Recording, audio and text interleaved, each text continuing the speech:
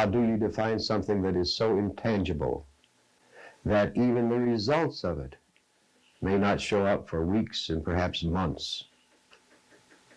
Gateway in and of itself is properly defined as, say, a means of freedom, a new kind of freedom that perhaps you've never before experienced in your life. A chance at this new kind of freedom. Also, it's an exploration, say, of consciousness, and most particularly, your consciousness. Welcome to Against All Oddities, the podcast about three brothers coming to terms with the oddly true and the truthfully odd. My dear listeners, you are in for a treat today. On this episode of Against All Oddities, we are talking about the Monroe Institute. What is the Monroe Institute, you ask? Why, it's just the world leader in human consciousness exploration, founded in the early 1970s as an educational research organization by Robert A. Monroe, and happens to have a large campus based in Faber, Virginia. To spice this episode up even further, Nate enrolled in their programming and just got back after spending the last week hooked up to their machines and their methodologies. We have a ton of questions for Nate, and we got a ton of answers in return, and then some. We talk about the Monroe Institute, of course, but also talk about consciousness, remote viewing, Joe, McMoneagle, Project Stargate, brainwaves, the hive mind, the Vietnam War, shamans, and the magical war of England. So stick around and find out how deep the rabbit hole went for Nate.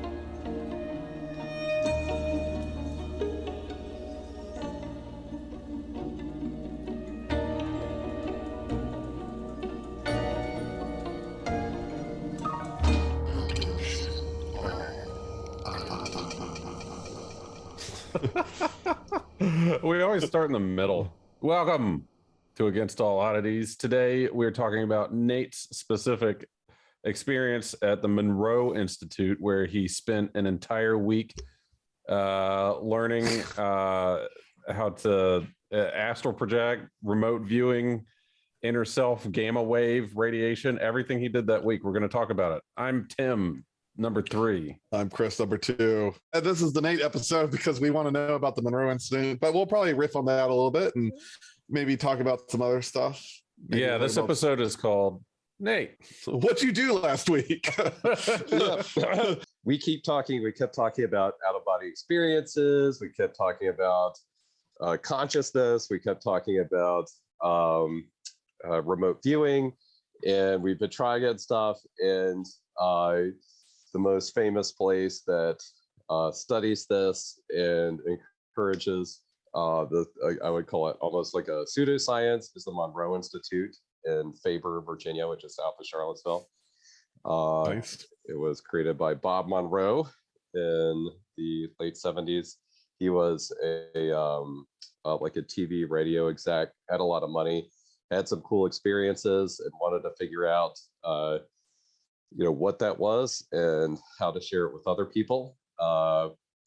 He had a lot of interest from intelligence, like the Army intelligence and CIA. And Fort Meade and the Project Stargate kind of sent everyone through, along with hundreds of Army officers as well. And by the way, like in that book, Skinwalkers in the Pentagon, Louis Alto also went through the Monroe Institute, and that's so cool. That the intuition training, and which also I like. I want to try Sylvan next because that's really into intuition too.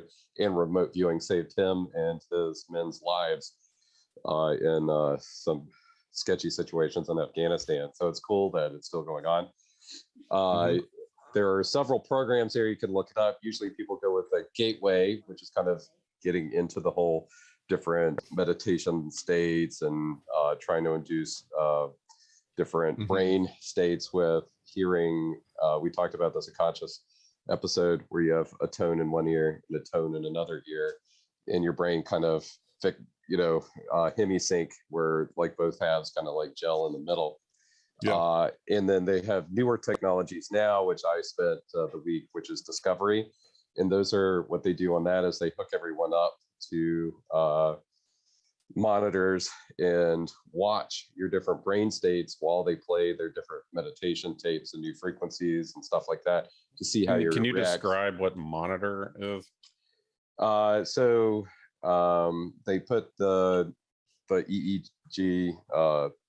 Am I saying that right? Is it EEG or EKG? Yeah, EKG I know is heart. It's the brain one, which would be EEG.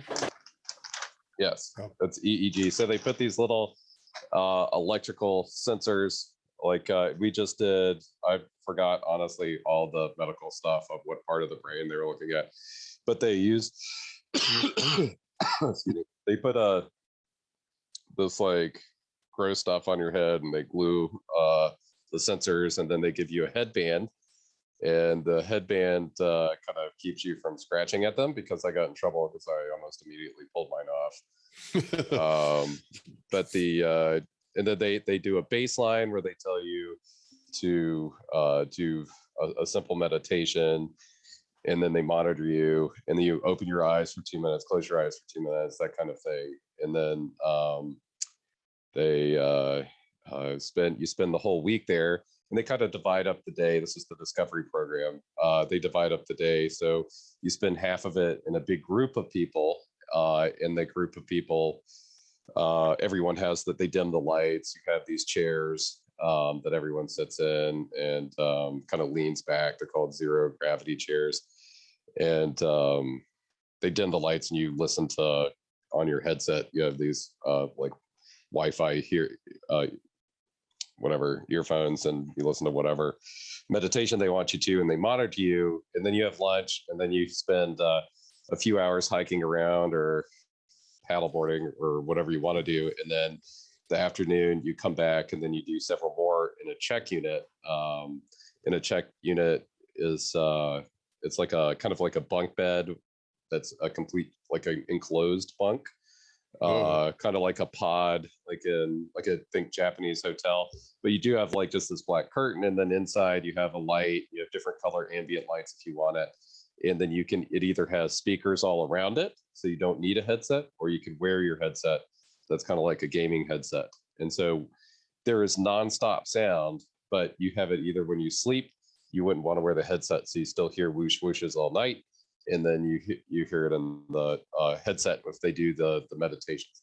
And then after you do the meditation at night, you come in and they talk about it, or you sit around in like the conference room and discuss it and say like, oh, I didn't like it, or I liked it. But just to clarify and really kind of bring it home succinctly, in that you spent a week in isolation on a small village, undergoing kind of brain experimentation at an institution where they hooked diodes, and basically you meditated all day with these sounds, and they recorded your brain waves so that you could hopefully expand those brain waves under certain frequencies.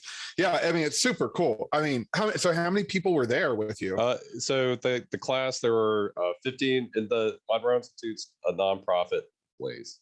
There were one guy was kind of hosting it, who was their main sound engineer, and also he's been doing this stuff for whatever 30 years, and he's one of the main trainers. You had another trainer that was newer, that was kind of like a camp counselor, that was kind of helping everybody like get settled in, or what do you need, or that. Really super. This nice was stuff. like a camp, right? It was like a it was exactly like a camp. People call it like Hogwarts. I chose the science one because everybody, when you talk about stuff, if you talk about remote viewing, and if you talk about like anything out of body experience, anything, everyone's like, oh, and you automatically stick that in a bucket of like bullshit, a bullshit bucket, woo stuff, like, oh, do you talk to crystals and blah blah blah blah blah, and believe in unicorns and Bigfoots, and like that's why I wanted the science, because I felt like kind of the Discovery was more the scientific approach, and it would be more fun like that. And I did like it because I did get to watch it. Like I was showing. Yeah, you're looking at your theta waves change and Yeah, like and that. and basically what they're doing, and there was a lot of mind mirror. Oh, nice. Is like just real time watching what your brain's doing, and when you think about if you monitor it, you can change it, right? And that's like the part of the mind mirror. People were kind of like helping set everything up. Can you define mind mirror a little more? Yeah. So what I'm Really? showing you, I'm showing everybody that is on the Zoom call, which is Chris and Tim, a graph, and the graph has different color bars on it. Basically, you have different waves, like under 4 hertz and under is delta, and that's kind of what you're sleeping. That's the purpley area that you're looking at. They kind of color code it to make it easier. Theta is kind of like where you want to be with intuition. Alpha is your kind of waking state, or they call it an alpha bridge a lot, because that's your consciousness that can pull like your intuition or pull your deep subconscious stuff up to the beta, which is more of the thinking, the analytical part. And then in beta is, you're crunching numbers, doing math, probably cruising social media or something. And then that's meta. Meta, you're right. I forgot. Beta. That's actually off. It's not even on here. That's like a whole other rainbow graph. And then gamma, most people haven't looked at in the past because it's kind of a newer frequency that is developing. So if you think you're looking at 3 different participants, it's me at the bottom. The one off to the right is somebody who's been to the Monroe Institute several times. And then the one above it is like somebody that is a practicing shamanic healer or something. That's amazing. And but just so our people can hear what we're looking at is what appears to be like a rainbow piano, purple being at the bottom and the warmer colors at the top. And so it's kind of visualizing, it looks like a top, like a spinning top or a spinning dervish of colors, purple to kind of warmer tones. So Nate's looks like it's the opposite of the shaman, where it's heavy on the bottom, but the shaman's really shallow at the bottom, but super heavy at the top. So it's an opposite figure. Nate's is shaped like what you'd think a mummy looks at, like on an old school Game Boy, if he were like squirming across the screen.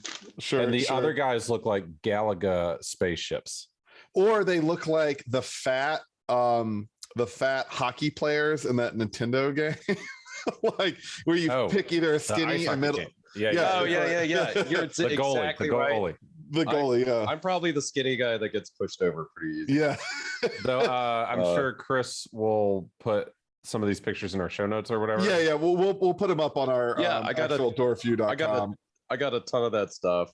We'll have a gallery of all this stuff on our. So if you go to dwarfview.com while you listen to this on Spotify or whatever you listen to. How do you spell that? DORFYOU.com. They kind of ball it into a couple things, and then I want to go back and talk about kind of like the experience there, and I'm gonna have you guys try something. Awesome. The first thing, and this is kind of if I had kind of a skinnier theta and delta that was down, it would be an awakened mind, which is more of like insight, relax. This is a normal meditative state, actually. When it's more rounded on top, like if you have this gamma, this is called a superconscious mind, is what the descriptor is. And it's that's the shaman. Gamma waves synchronize the brain's 4 lobes and frequencies, create a coherent and efficient flow of information across synapses. Gamma production is highly beneficial to the brain, and consciousness. Gamma forms new neurons in the frontal cortex and hippocampus, increasing capacity for intelligence, memory, and learning, and rewires neural circuitry to upgraded superconscious patterns of thought, perception, and mental integration. Wait, hold on. You were telling the Radiolab version of that, and I'm going to need you to tell me Chippendale Rescue Ranger version. What you see, the gamma part is where your spiritual, your insight, out of body trauma. So to clarify, Nate's graph is very like gamma tiny. Yeah. But you're heavy on yellow and orange. You know what? You're gamma rexic. I'm gamma rexic. And it actually says this in the report. If you look at the lady's synopsis, at the very bottom, where's your closing statement on my report? Although you did not attain the game of production you wanted. That's a nice way to put it. Yeah. So, and I'll tell you a funny part, and then I want to move on past this. It was interesting, the mind mirror stuff, and I am interested in looking at it as a cure for ADHD, which seems pretty cool. So wait, you were big on yellow and orange. What does that mean? Logical thinking, analytical. Yeah, thinking. and by the way, this is left, and this the left is the left brain, right is the right brain. Yeah, yours is split 50-50. Yeah, it's Yeah, pretty good, you're but very I'm balanced. also, Yeah. even on my opening baseline, you'll notice I was very balanced. Most people aren't. Like during the day, you would almost have, like, if you're an accountant or something, it'd be all on the left side. Yeah. So, but I do meditate every day and stuff, and I'm pretty calm in general. So, Wait, I did you walked do into that it pretty good. before? Did you meditate before going to the Monroe Institute? Yeah, I've been doing it for 6 months. I meditate half an hour every morning. That's awesome. Yeah, so I've been trying to get better, and I'm super ADHD and stuff. But I'll tell you one thing they did on the baseline. So they do a baseline when you go in. They hook you up on electrodes. You're like, okay, you're just gonna sit there, eyes open for 10 minutes, or like 4 minutes or something. Eyes closed for 4 minutes, and now you're gonna do a meditation with zero sound, not like no weird whoosh whoosh sounds to try to do anything with your brain, just to see where you are. And the lady comes on the speaker. She's some of these people were at UVA and the Monroe Institute. Like they kind of go back and forth on some research. UVA is one of the few schools with, like, I think actually paranormal department or something. They do. They have all, Yeah. because they're featured on some psychic television shows. The UVA. Yeah. So, awesome. but they like researching. They want data on remote viewing in specific. So we did a lot of that. That's awesome. Wait, so just to recap, because you went into great detail as somebody that understands these things, and we do not. And for a listener, it might be hard to keep up with just in a casual conversation without your visual cues. But to clarify, you went to the Monroe Institute and they hooked up EEG For a week. diodes to your brain. And while you were meditating, they measured the different gamma and alpha and beta waves and put that into a graph. And now you are comparing your brain graph to a other shaman. people that are Well, like so meditation pros. Yeah, well, not every. It was a mix of people. So there are. Yeah. What's the age, the demographics like? It was between the ages were, I think I would say 32 to 76. Nice. So you were in the middle. I was right 40-ish? in the middle. At 45. And then with that group, you had doctors, you had train conductors, you had I guess millennials, you had as you point at someone on the photo holding a cell phone. It's like, millennial. But you're not supposed to have cell phones. Like, they didn't really care, but There's two people in the photo with cell phones. my roommate was a former Marine who's like an entrepreneur now, a lot of ex-military. He's a super nice guy. Everyone's really chill. But everyone was super different. Like, you had people driving from California or flying from California. There were people who saved up for a long time to come. There were people that were rich that wanted to come anyway. It was kind of it's a very, I think, for what you get. Well, that's what I think is really interesting, that you're sharing like a intentional community with people that would identify as like new age, but also with like ex-Marines and state military stuff. It's a really awesome spectrum of people who are taking this very serious. So you have doctors, military, hippies, and new age, like shaman type people, all in the same carpeted basement in rural Virginia with diodes hooked up to their brains. I think this is amazing. Okay, I'm not going to go into details or who these people are or anything, because that's illegal. Private, I signed a lot of NDAs. But I will say what was interesting to me is even like a lot of people across all boundaries, the people that came there, almost everyone had an experience, and a lot of people that I noticed like to play cards. Oh, interesting. like So gambling, like, yeah. well, they're probably good at it if they have. Yeah, That's what I'm saying. Yeah, or they had an experience they can't explain, that or past trauma. A lot of I think everybody's looking for something, right? Just like anything else. Sure. I think so here's the kicker. Most of the people had been here before. That's awesome. So everyone's coming back because it's addictive. And here's where I want to do one weird Monroe Institute sciencey thing that I never thought of until I came to it. Yeah, I'm here for it. We all kind of get how it works, right? Like with the two sounds, and it's your hearing. One of the people couldn't hear in one of her ears or their ears. Did it matter? No. Oh, really? It's vibration. Yeah. Yep. So if you think about your brain as 70% water, right? Yeah. And what happens if you tap? Or have you seen the videos on YouTube where you play a speaker underneath sand and you tune it to different frequencies and it makes different patterns? Yeah. That's what's happening in your brain. It might not be necessarily what you're listening to, but the jello of your brain is shaking.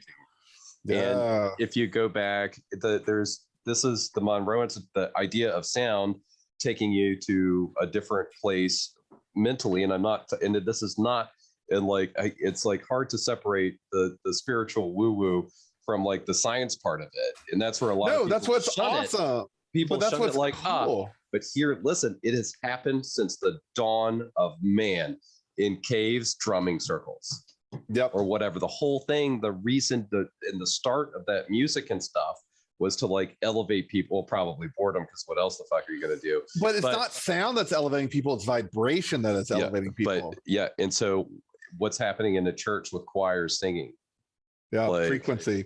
Yeah. So communal frequencies. Or like why is it comforting to listen to monks chant? Same thing with like the Buddhist singing bowls and stuff. Or it's all like kind of getting throat singing or whatever. Yeah, and the throat singing, all that stuff. It's kind of the same idea. It's like it's and now it's altering the physiology of your body vibrationally so that your consciousness can also alter its state. You're changing if you look at your body or whatever, or your brain is the house for your consciousness. Like I believe Cheech and Chong also express harshing one's vibes at certain times by certain actions. Yeah. So I'll get to it. I gotta kind of go fast. So keep going. Like just the vibe or the energy of that place was insane, and I don't think it was necessarily the place, but the people in it. And I can see what people get out of like small churches, or somebody pulls out a rattlesnake at the church. Everyone's going to be like, woo, like get excited, or at a concert. It's like mass. It's like collective experience is palpable. Yes. That's why when a crowd is panicking, like it's not just like people are stupid. I mean, people are stupid, but it's like it's so much more than that, right? That's why people hold political rallies to get their obsessive cult-like followers. Yeah, because political rallies don't make sense on paper, right? But it's different when you're there because it's a homogenous. It's like homogenizing like a collective experience, and it's that's so probably why people powerful. are seen as deities. If they're exactly why people pass out during church, or like all the ministers were like, you are healed, and they pass out. They're not faking, you know what I mean? But they're also it's like it's stuff that you can't know about because it's a collective condition. It's a collective conditioning. And so let's take that a little bit more where so like you have a church, and I look at it, it's like the group intention.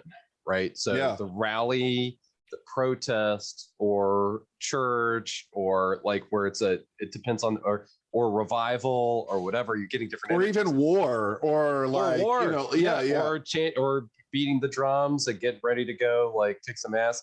So imagine what the vibe is like at a place where you're going in with the intention of raising your consciousness. Yeah. You're going in for a meditation intention, like an intention to like, I want to go I want to see stuff. I want to go to like the next level of being a human and upgrade.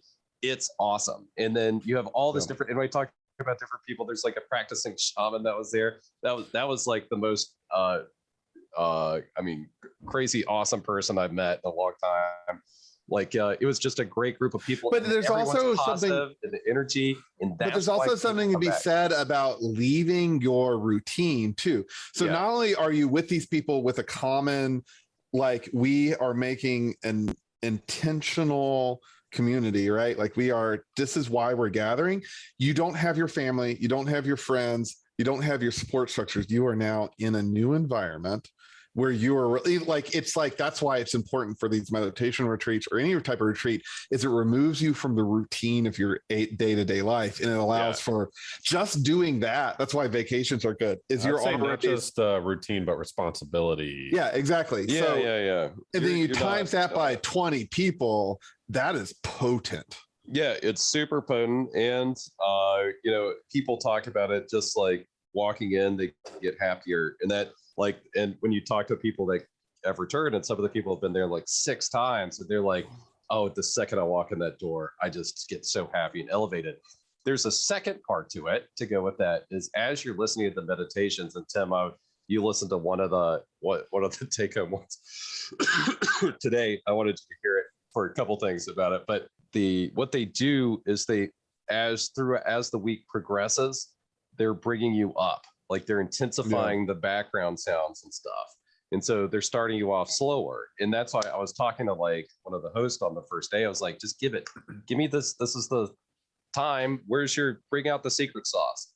But the weirdest one you got, just put it in. Just melt off my left brain and only have the right brain working. Let's go. I want to experience stuff. He's like, it won't work.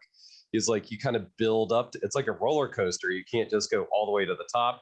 It won't work. You'd listen to it and get a headache or something. It's not. Yeah, well, it's just like I've been having to go. This is a dumb metaphor, but I've been trying to start weightlifting. Not even working out to lose weight, but actually just, and like you don't just like go like, well, I max out at like 280 or whatever. Like you just die if you try that. You actually have to like ease into it, even over the course of an hour, and it's like bringing blood into that area of the brain or that area of like your arms or whatever you are.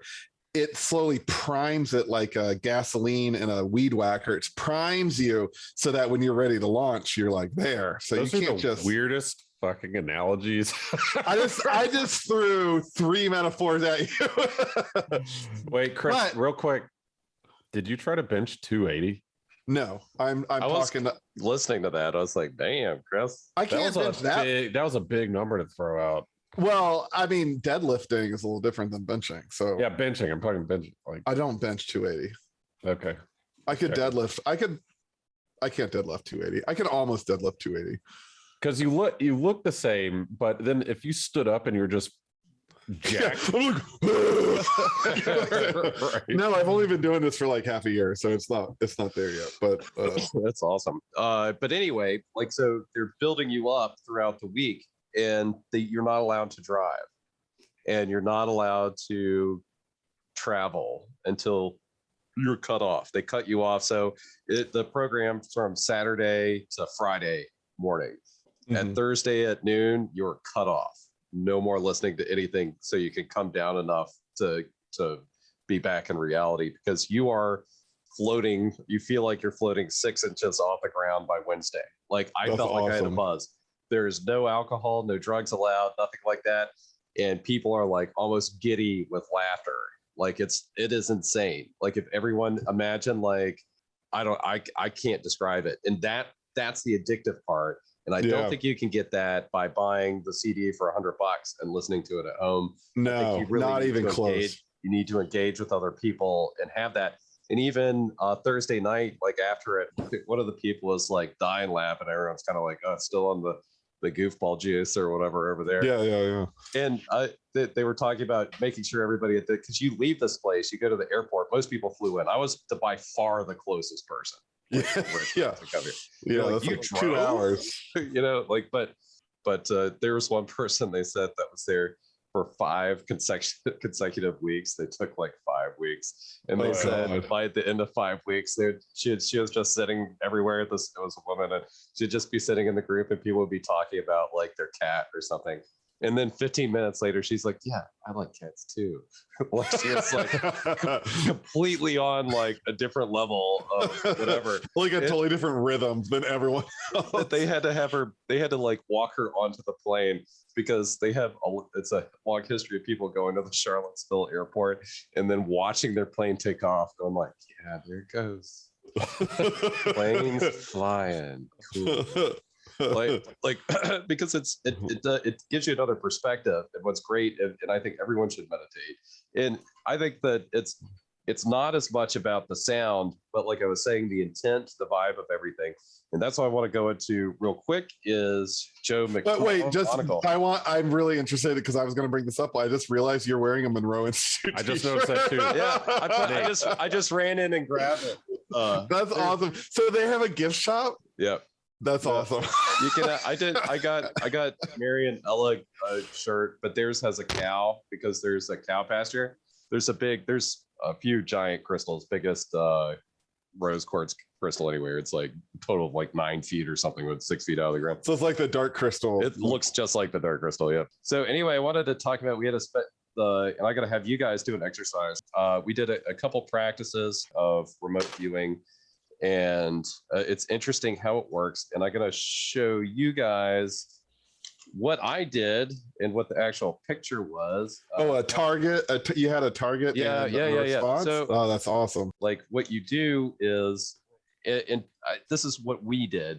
And there's like a million different ways. And like the Project Stargate or whatever was, for our listeners, we have an entire episode on Project Stargate that you should listen to. So what you do is there's a service and you can get envelopes with different numbers on them or no numbers or whatever, and some random pictures like just printed out on printer paper. So the first one, I didn't really understand the rules. And so you only have a few minutes. You guys are going to try this in a second. Okay. So they'll say like, there's like a freaking bag of envelopes, right? And he'll pull one out and be like, what's the picture and whatever number this is. And then you tell yourself, you cannot, whatever you do, don't try to think about anything right now. Tim, don't draw anything, whatever you do. I'm not. So the first one, he's like, what's in this envelope? And he holds up, the host holds up a hand. I'll see if you can see it. I just sketched. You're not supposed to sketch. You can write words, but you're not supposed to draw something. So it looks like Nate drew several different line drawings that look like waves, a Roman numeral 3 in some non-sensical cursive. Yes. That looks those were wavy stuff, and the cursive says ha ha ha ha. So okay. I don't know. It just came to mind. So you're not supposed to, when you're doing it, you can't do something like, I think that's a bridge. If you put like, if you're drawing, you're not supposed to draw like, that looks like Mickey Mouse, and draw a Mickey Mouse. That's going to fuck it all up. Yeah, that makes sense. The picture, I didn't get a picture of it because it was a picture of a lighthouse. Yeah. Which I did not get. I wouldn't call that a hit. I did ocean waves, I guess. Oh, nice. And maybe whatever this is. There was no ocean though. It was just like sand and a lighthouse. Yeah, but ocean's pretty. That's pretty lighthousey. On topic for kinda. But could you find the kid being held in a lighthouse? No. What I drew was I wrote the words fuzzy bristles, and I kept drawing what looked like little broccoli heads everywhere. I was like, small little fuzzy bristles everywhere, blah blah blah. And then that was it, and some squiggle lines. And he turned up and he was like, Nate, your problem is you said why would you say broccoli like that? I think that threw you off or whatever. But the picture in some people really did well. Like, I'm showing you mine. I put myself right in the middle of the class, right, of where people were going. But some of the guys like just knocked it out of the park. But the fuzzy bristles, it was a electric guitar, like just with a sunburst shape on it, laying on shag carpet. So all I saw was the shag carpet on it, and wasn't there. So what I That's want to twice do, though. That's twice that you've gotten environment, but not object. yeah. And what I've noticed, like, in another thing, I'll tell you this about the That's interesting. meditations. Like listening, so what they're doing, like phasing and positioning and stuff, and they're trying to like increase right brain activity, go up to gamma, but they're stepping you through the levels. Like you're going theta, bringing up to gamma, back down to theta, back up to gamma. And because what happens is, say your brain is like, if you're trying to meditate, right? Like I want an alpha state, and you're listening to sounds, your brain's going to go up there. It's going to go over the perfect, whatever, 14 Alpha state. Yeah, whatever. and then it's going to go back down and go back up. But what they found is if you modulate that a little bit, it forces your brain will kind of like cruise a little on. So things are advanced a little more than the 70s with Monroe stuff, but still, like, it's still pretty awesome. Hey, I was looking for a pair of normal insurance policies because my blood hurts. But I guess ghosts are cool too. Thanks for the paranormal insurance, Dwarf Trottle. Orcs, trolls, wizards, enchantments, magic rings, and potions all included. Let's do this. You guys do one. Yeah. I'll tell you a couple things to do. Like the hints that I like. What I said is, if you try to do something like, I'm going to imagine what Nate's opening or holding or doing with that, doesn't work. What you have to do is, I'm going to tell you a number, right? And I'm going to hold up an envelope, and you cannot think about anything, or you might be getting images right now in your head. Those are all garbage. It doesn't matter. Yeah. You have to set the intention in the moment. So when I do that, I got to count to 3, and I'm going to tell you the number on the envelope. And at the count of 3 in your head, you just say, I'm going to draw or picture. I want to know what's on that. And then you can only spend like a few minutes. Like somebody like Joe McMoneagle might spend a half an hour or something. You're not going to have the attention span or anything for it, right? But like, just kind of like clear your head, take a second. I have some envelopes here. So are we going to draw something, or what are we doing? You can either write words down for impressions. You can draw pictures. But what you don't want to do is form like, that's a boat on water. Sure. Do that, you're fucked. You're right? going to go off on a tangent. That's why you want to think, and also try not to get too simplistic. Like waves or something are good, or wet, or like this is a texture, yeah. or like this is a hard concrete, or I hear a sound. Also, what I'm super visual. Other people wrote smells down. Whoa. For the photo, or like feeling. Did they hit at all? Like, I smell. I don't know. Helium, but what if the lighthouse was like salty air and bird poop or something? Yeah, exactly. Like, it smells like Robert Pattinson. Like if you were trying Willem to Dafoe. find, if you were working for the FBI and trying to find a lost kid, smells like, if you smell popcorn, might be a huge thing. Right? Yeah. Right. Or like gasoline or something. So this is a sealed envelope right here. I have no idea what's in here. The number is 2. I want you to draw what is inside envelope number 2.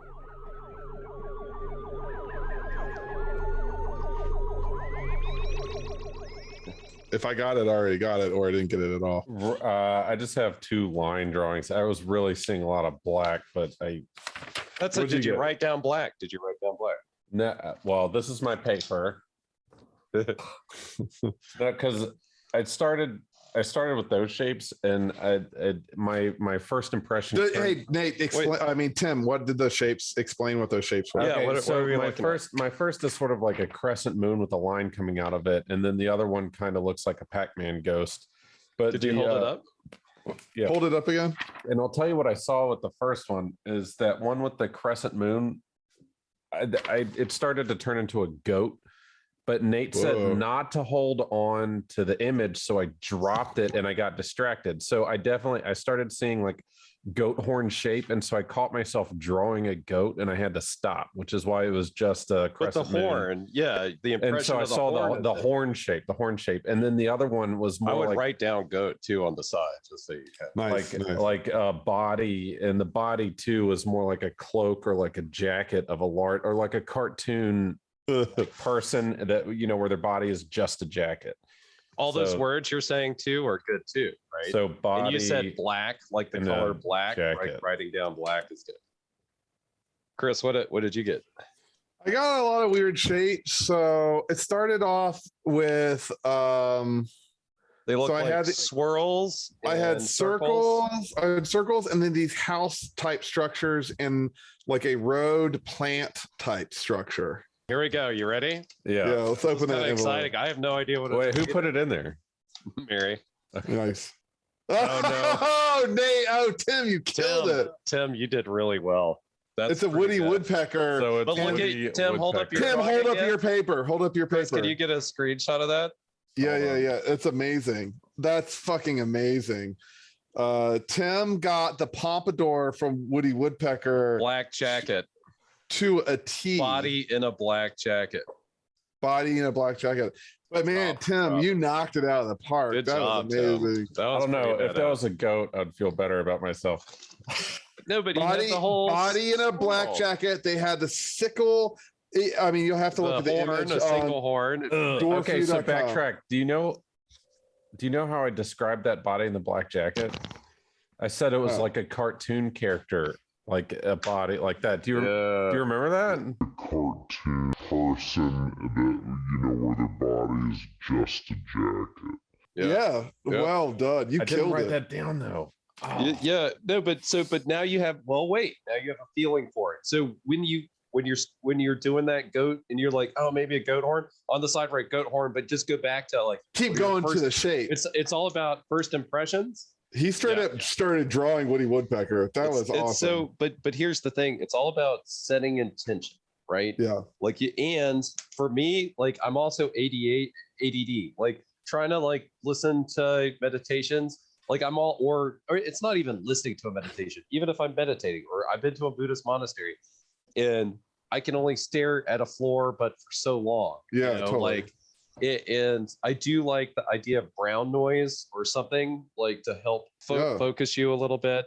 Just to Uh, like cancel out other stuff.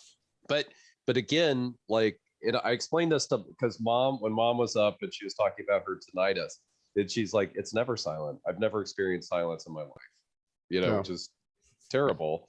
But it's something you learn to live with. And I was like, that's like ADHD, but instead of silence, it's constant thoughts at all times or images or whatever. Yeah. That's my best description of ADHD is at all times like a thunderstorm of just like of whatever. But I don't think that helps much with remote viewing because it's hard. You have like that stream of consciousness, right? Mhm. But if you can settle down or just like when you state in your mind the intention of like I am going to remote view this target right now, and that's it, and then and eventually it'll fade out, but you should try to do what you can.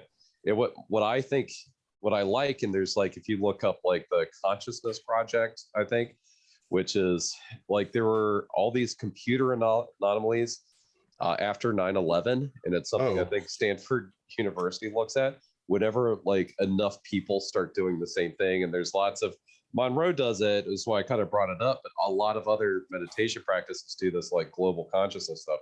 Yeah. Whether or not we want to admit it, people are connected, Yeah. and it's whether it's you think you could tell somebody's looking at the back of your head. Like if I did anything of the woo-woo-ness of going to the Monroe Institute, I'm coming back. I came out of it a kind of like going to like a religious revival, except it's more, I would say it's more science based at telepathy or whatever. There is Yeah. a consciousness level. We're all connected 100%. No, it's a recurring theme we have, and it's always annoying. It is super annoying, but we're an organism. I'm telling you, it's a whole thing, and it's almost like your body is nothing but a whole bunch of individual cells working together. Yeah. It's like, and your consciousness is almost like it's the expression of billions and billions and billions of organisms and cells. It's really cool. I like it. I'm gonna give you a couple highlights that was absolutely nuts about Joe McMoneagle. Yeah. And I have his book. So weird things that happened with Joe McMoneagle. To you while you were there. To me while I was there, because he usually comes to these things, and he's always been part of it. But he's also older. He was in a car wreck not too long ago. He's not doing great. He's getting older. Yeah. But there's a meeting room, and everybody kind of sits around, and there was rumor that somebody was going to show up as a speaker, and it's usually, people have been there before say, I have a feeling it's going to be Joe McMoneagle in a blue shirt. You told us that you had a feeling Joe would show up. Yeah, I mean, he how could usually he goes to not? those. Everyone's been waiting around, and we watched a video of a show he was on, because no one would do remote viewing live on TV, and Joe McMoneagle did it. But he also apparently At what time? What year? This would in the mid 90s. It was on a show called Put to the Test, if you can find the video. Cool. But it was apparently he made the producers like pay him and transfer into his account before he did it, and all this other stuff. And what's crazy is as soon as they set it up that they were going to remote view, and he got there like, okay, we're going to set up your target a little bit. He already remote viewed. He already saw the whole thing. Like the second they said you will remote view at this, he immediately did it. He kind of feigns what it is. And then there's like a Japanese show, like the Japanese love them over there. They'll hook them up with the EEG stuff, and they'll have them sit there and be like, we will want you to remote view. But they've been telling him this all day in the studio, setting him up for it. He already knows what's going to happen. But another thing he can do on command is go out of body or whatever he does, shut off his brain completely. He can turn it off. Like, so the awesome. EEG's like, he'll just to mess with people and be like, okay, I'm going to remote view now, and just click his entire consciousness off. Whoa, like you'll see his like the signals go off. Boom, flat. And then they'll come back on and be like, yeah, it's a bridge under here, blah, blah, blah. That is awesome. Yeah, but he's already remote viewed everything. He's doing that to give him a show. Like for the EEG. But that's so cool. Like, how is that not something I know about already? So stuff I didn't know, and I bought, he had some books for sale there. And I had what's his book called? He's got a bunch. I had Secrets of Remote Viewing I already had. He's very dry. He's retired military. He was in the military forever. And then I have like Memoirs of a Psychic Agent or something. His Project Stargate book I haven't started yet. He's got like 4 of them.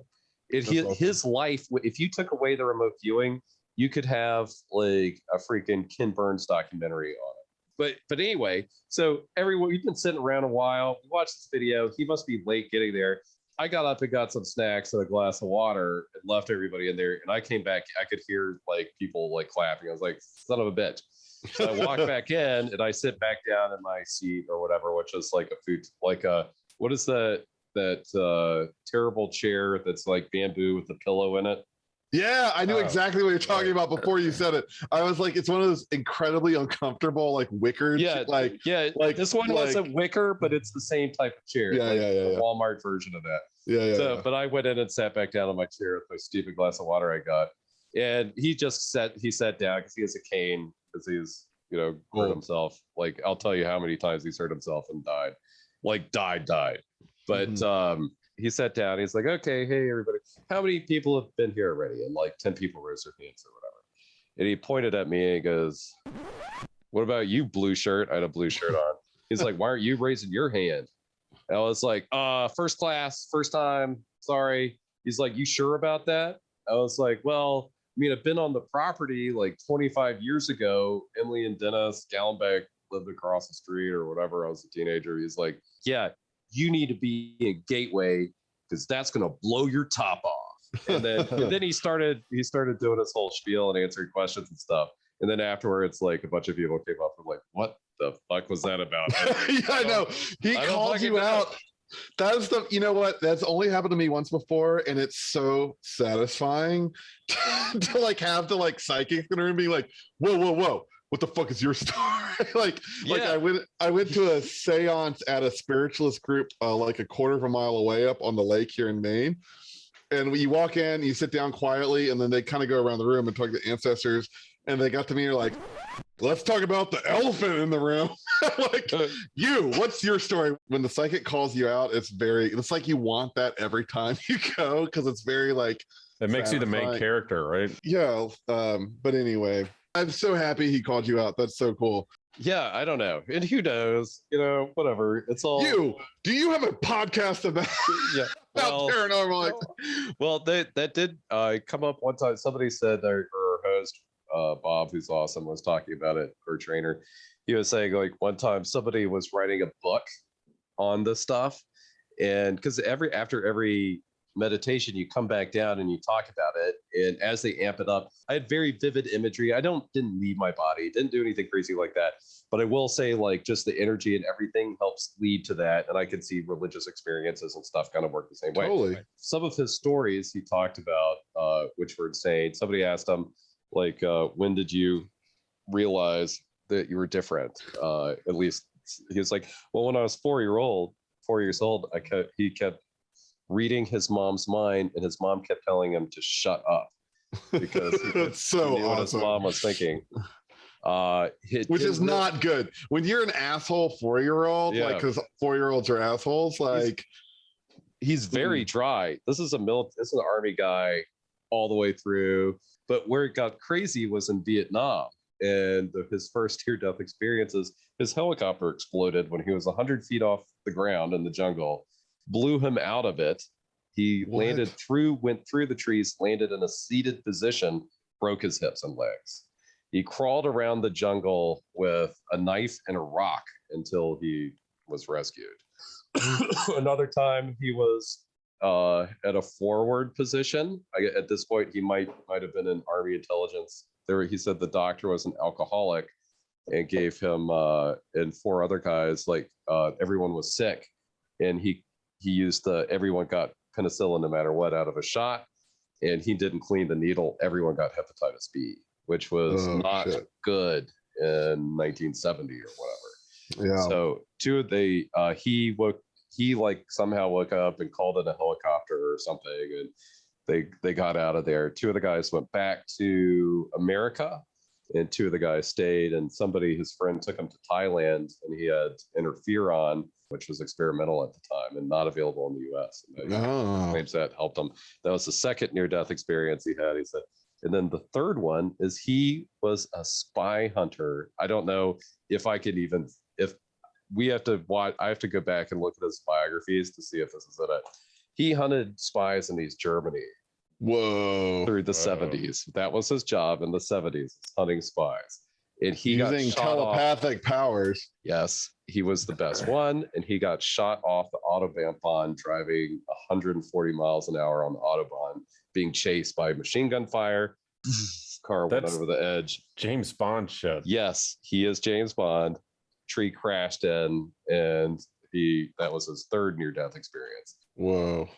Yeah. So all of his shit is fucking, and then he is Agent 001 in Project Stargate. Anyway, absolutely insane life all the way through. And then he eventually retired and then consulted, helps share stuff. Other interesting thing that he does and other remote viewers go to fucking casinos. Mm-hmm. And they have they like playing. Why craps. They like doing craps, and they have like some weird agreement where it has to be 10 of it. Also, all the winnings they make go to charity. That's awesome. And when he or other of the remote viewers he's associated with do like stuff for businesses, like because you can remote view a business. But the thing is, imagine if you were remote viewing in 1950 and you kept saying, "There's this rectangle that tells you everything and makes you psychic." It's like all the information in the world is accessed through a rectangle you keep in your pocket. Oh my God. OMG. I got to tell these two again before you post this, Chris. Let me go through his books to make sure he's talked about it. It's going to take me like a month, but go for it. Yeah, here we go. In Vietnam, right? He woke up. He said there was somebody, he could tell there was somebody in his tent in front of him. Well, I'm saying Vietnam, in this jungly country. And he had a shotgun next to him. There's a candle lit on his bed or like a lamp or something. Yeah. And he said in his mind, he kept going over and over and over, reach up, grab the shotgun, roll over, knock the lamp out, roll up, shoot the figure. Reach up. He did it like 3 times on his head because they could see him sitting there. And then he does it. Boom. Hits whatever's in front of his bed. It crashes out of the window. It runs and or jumps off of something, shoots it a second time. It lands down this cliff. He shoots it a third time. It gets up and scampers off. They go down and find the blood trail off into the jungle. It could never find out who that was or what happened. But he said it took 2 rounds of buckshot and a slug, and still it's like Predator. Yes. Creepier thing, another thing, again, this might be a non-publishable story, is his friend was also in his whatever company of intelligence officers. Soldiers, yeah, got attacked, this a thing, and this big furry giant thing grabbed him, pushed him to the ground, started clawing at his face.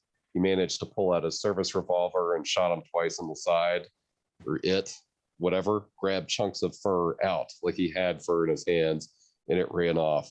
This is young guy in his 20s, whoa, buff Vietnam soldier guys. They go to the village, say, hey, was anybody shot? We're trying to figure out what happened. And they're like, yeah, our medicine man was shot. 85-year-old dude was shot. Whoa. Yeah, but that's so awesome. I love it. Yeah, take that podcast about cryptids. We got you beat. Oh yeah, that's coming. We got Joe McMoneagle talking. We got McMoneagle's fucking life story here. It's so cool, man. All this stuff is awesome. I was just thinking, I don't know why it reminded me of this. I was trying to think of stories outside of this that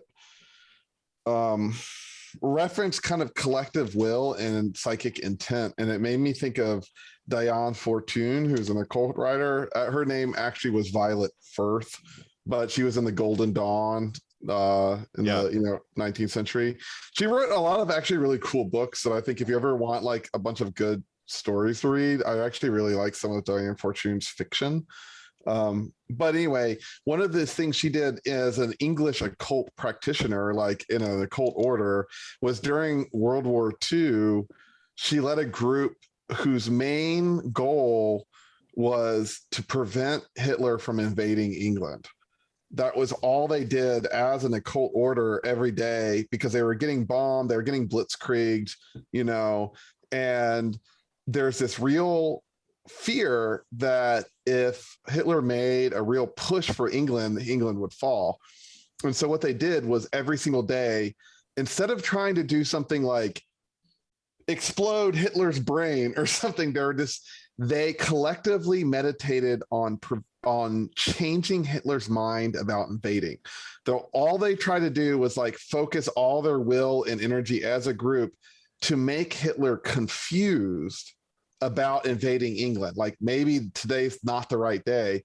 And all of Hitler's at the time, and it worked. All of Hitler's people were saying, you need to do it now. They can't stop us. This is the time. This is the time.